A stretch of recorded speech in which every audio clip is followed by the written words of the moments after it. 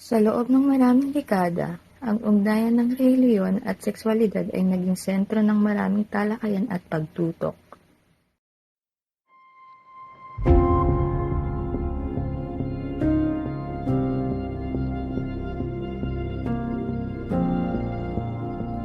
Sa relihiyon at sekswalidad, matinding alitan at debate ang umuusbong sa ating lipunan.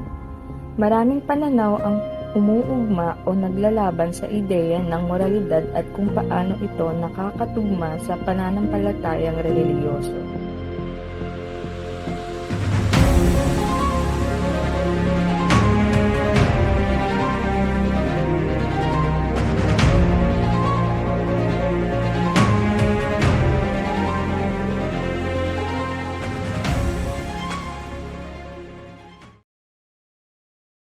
Ako po si Julie Chavez, 20 years old. Ako si Franklin Jr. A. Montano, 22 years old. Dino Aranas.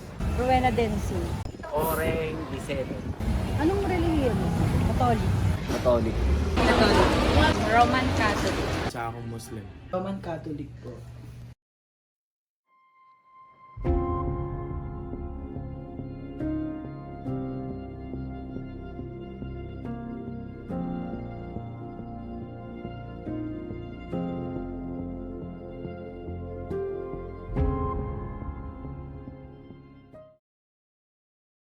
Nakakaranas ka ba ng discrimination?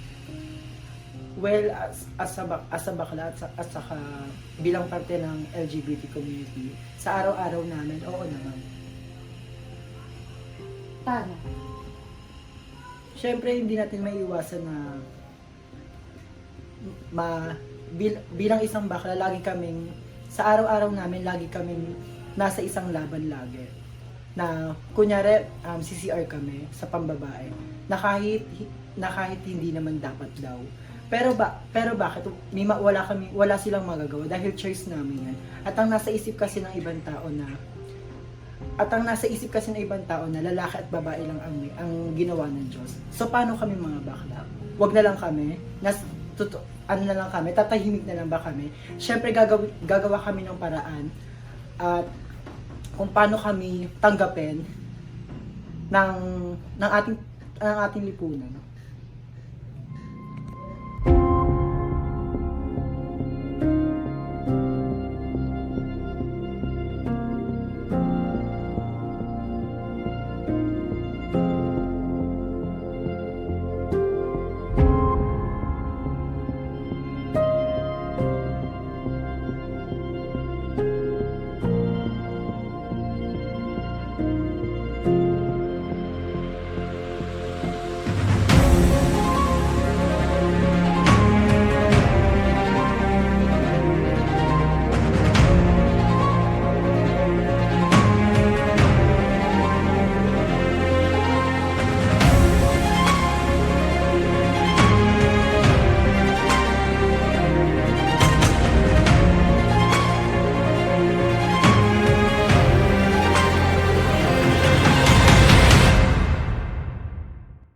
Sang-ayon ka ba sa same-sex marriage? Well, ako, para sa akin, oo. Kasi lahat naman tayo may karapatang umibig, may karapatan tayong lumigaya. At saka, hindi naman nagbe-base lahat sa kung anong gusto ng lahat. Kunyari, dahil sa batas ng religion na bawal magjowa kayo o magkarelasyon kayo sa isang sarili nyong kasarian. So paano yung iba? So di ba pwede kaming umibig? Di namin ba pwedeng maranasan yung lumigaya? So sa akin, para sa amin, marami sa amin sa LGBT namin, pabor talaga kami sa same-sex marriage. Sa ilalim ng ilang relihiyon, may mga tradisyonal na pananaw na nagtatakda ng mga alintuntunin ukol sa sekswalidad. Ang ilang relihiyon ay naglalaman ng mga doktrina at aral na naglalayong ituro sa kanilang mga tagasunod kung paano dapat ipamuhay ang kanilang sexual na buhay. Bilang kino-consider mo yung sarili mo as a gay, open ka ba sa family mo na as a gay or nag-open ka ba ng problems mo? Ay, opo naman. I want to take this opportunity to thank them because lalo na po sa mama ko, sa papa ko, sa mga kaibigan ko na laging nandyan, pag may mga games po ako, may mga laro ako, na lagi po silang andyan talaga sa tabi ko lang at nakasuporta sa akin.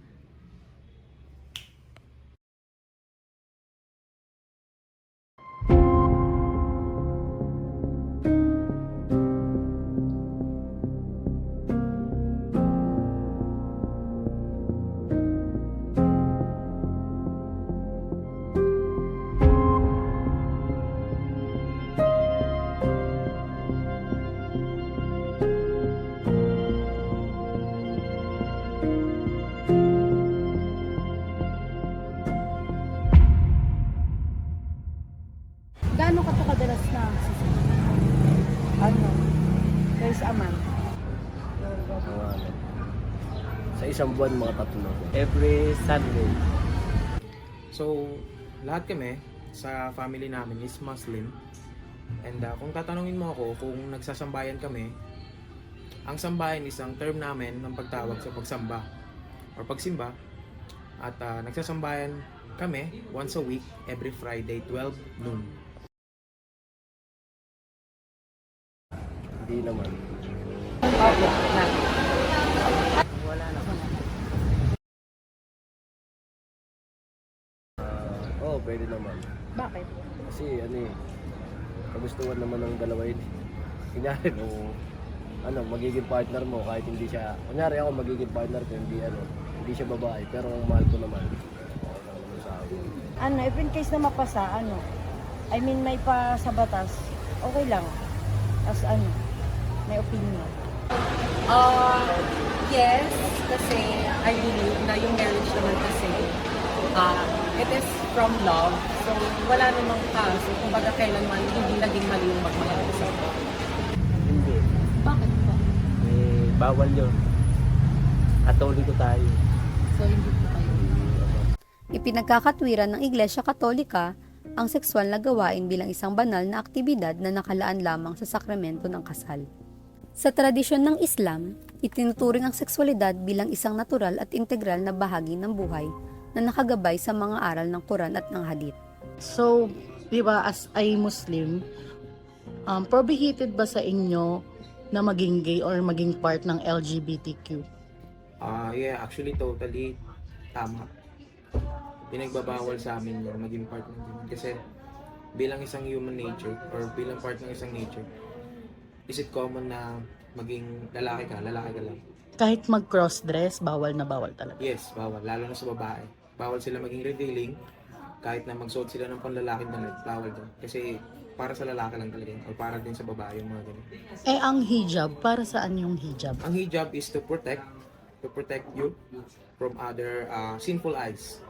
So, sinisimbolize siya ng respeto sa isang babae, respeto sa katauhan. So, hindi siya pwedeng suotin ng kahit sino man, kundi babae lang. Or ang pwede lang magtanggal nun is yung asawa mo o yung mga magulang. Pag hindi ka Muslim, parang bawal na bawal ka bang magsuot ng mga kasuotang Muslim or maghijab? Yeah, bawal din. Muslim talaga. Pang Muslim lang talaga siya.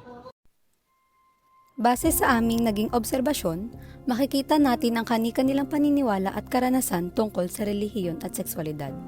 Mayroong mga sumasang-ayon sa makabagong pananaw sa sexualidad, bagamat mayroong ding naninindigan sa mga aral at paniniwala sa kanilang relihiyon.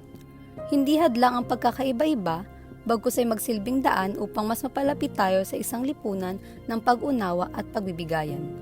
Maraming salamat sa pagiging bahagi ng aming paglalakbay tungo sa mas malalim na kaalaman at pagmumulat. Sana'y sa pamamagitan ng aming dokumentaryo, naging masugid kayong tagapagmasid at nagkaroon kayo ng masusing pangunawa sa masalimuot na usapin ng relihiyon at sexualidad. Hanggang sa susunod na pagkakataon, maraming salamat.